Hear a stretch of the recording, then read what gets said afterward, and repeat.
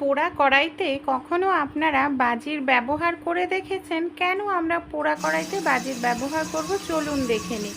আমরা যে এই ধরনের রং মশাল তুবড়ি ব্যবহার করি পোড়ানোর পর ফেলে দিই, এগুলোকে ভুল করেও ফেলবেন না। এর মধ্যে থাকে বালি। বালিগুলোকে আমরা সংসারের নানা কাজে ব্যবহার করতে পারি। অনেক সময় দেখা যায় আমাদের বাসন কড়াই পুড়ে যায়, আর এটা পরিষ্কার করতে অনেক সময় লাগে, আর বালি বাড়িতে থাকেও না। তাই এই ধরনের যে আমরা বাজি ব্যবহার করি, বালিগুলো রেখে দিলে পোড়া কড়াইয়ের মধ্যে দেখুন সামান্য পরিমাণ একটু বালি নিয়ে নিয়েছি। তারপর নর্মাল একটি স্কচব্রাইট দিয়ে এইভাবে একটু ঘষে নিচ্ছি।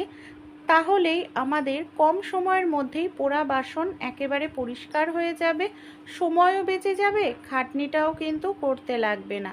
ভালো লাগলে টিপসটি অবশ্যই ট্রাই করে দেখবেন। জল দিয়ে ধোয়ার পর দেখুন কড়াইটা আমাদের কতটা সুন্দর পরিষ্কার হয়েছে। অবশ্যই অ্যাপ্লাই করুন।